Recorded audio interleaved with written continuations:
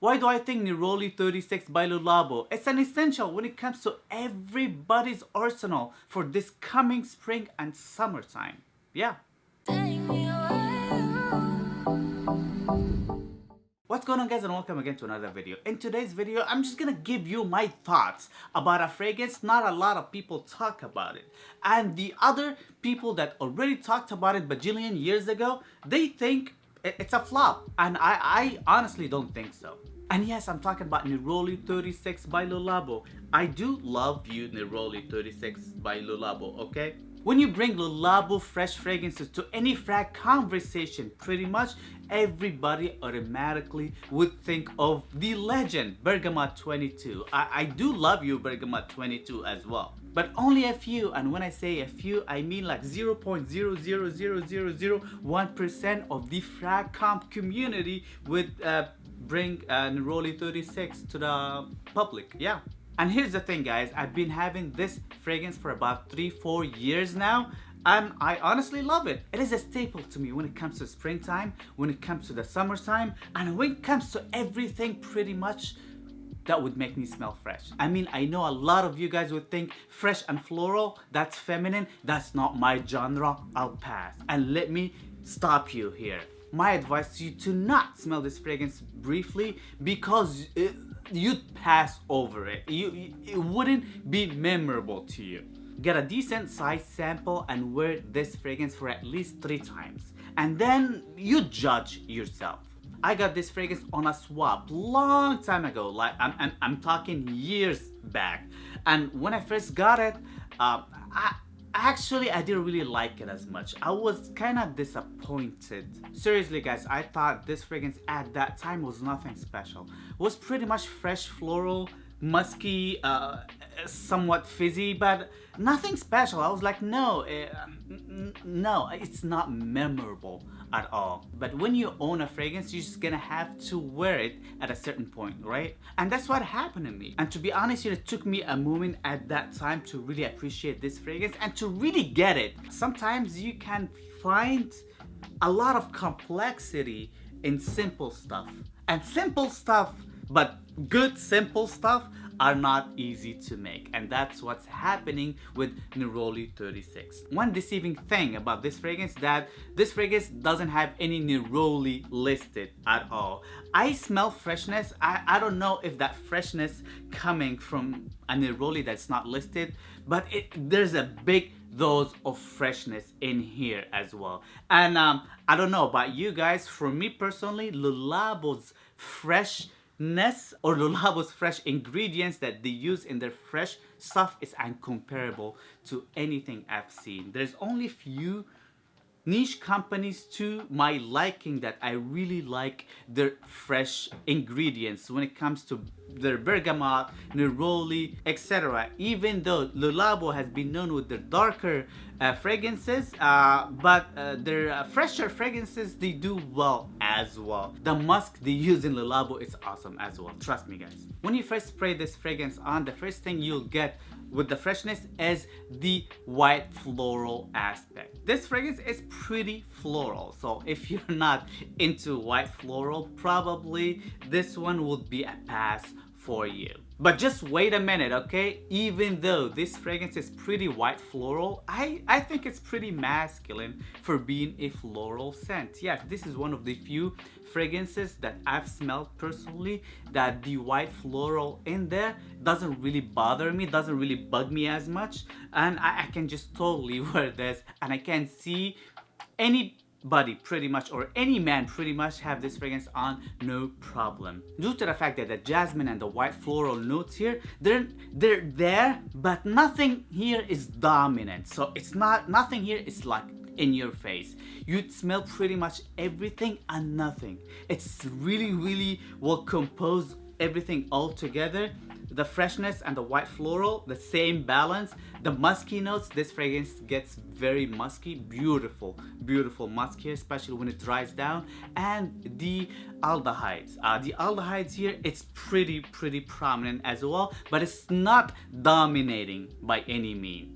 And the aldehydes here, that's what gets this fragrance a lot of beef in the community, just because a lot of people, they just smell it off the cap, or they just like spray a little spray or on a tester strip, and they don't really feel or experience the aldehydic notes in here.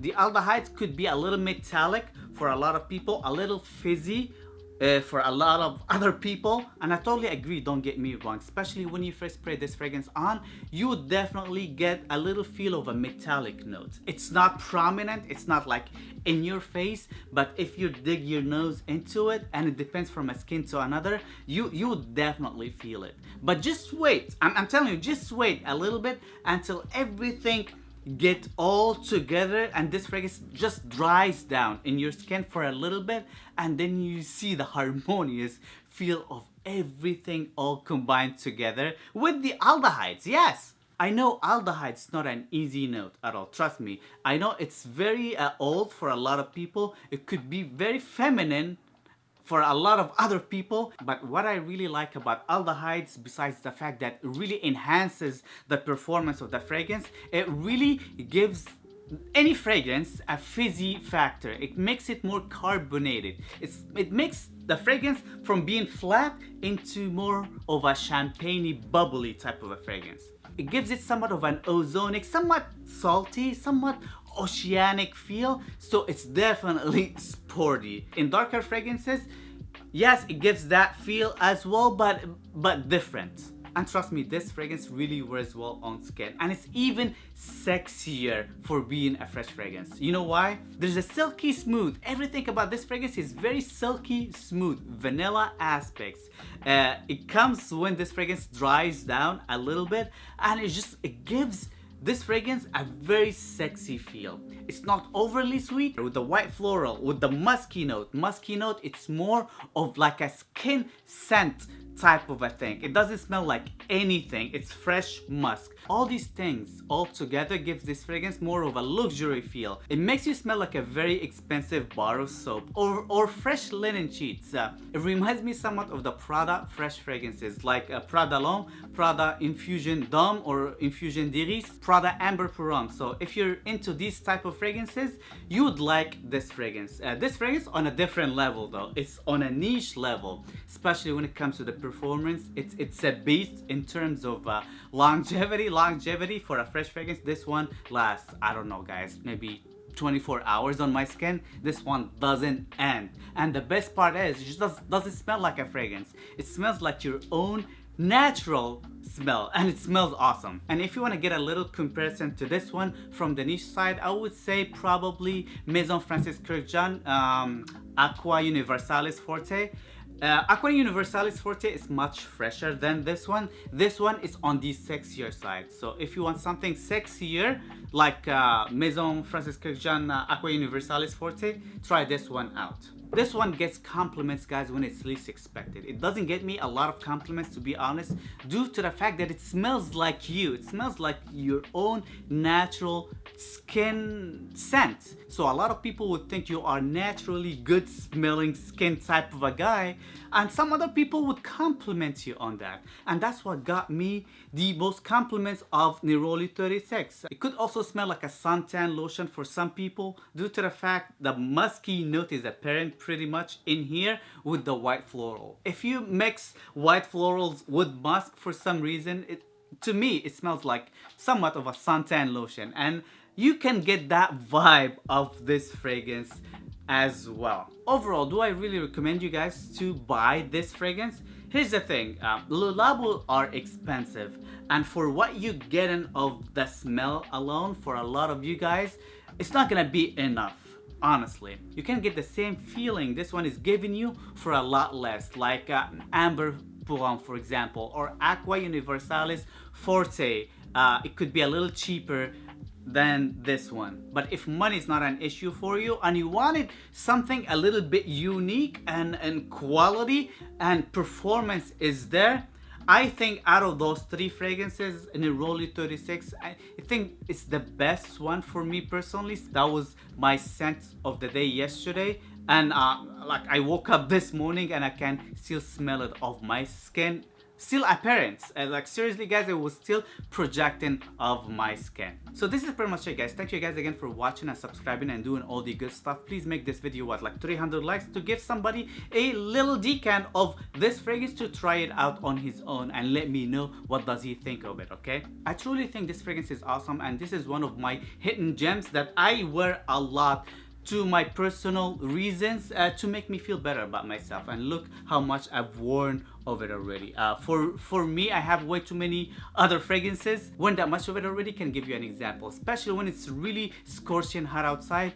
I have this fragrance on and it makes me feel like $1,000,000. It makes me feel fresh, invigorating, and it's nothing compare that feeling when you have a shower and just have this fragrance on. Seriously guys, and that feeling stays for like forever. It doesn't end. Please don't forget to click that subscribe button and the notification bell right next to it, and please let me know in the comment section down below, have you tried this fragrance before? What do you think of what I just said? Is that something that would appeal to you or not? And don't forget to follow me on Instagram in case of you want to know if you want, because you're not gonna find that you want in here, okay? Instagram now. And this is it for today's video, and I know sponge making smelling good always easy. Peace.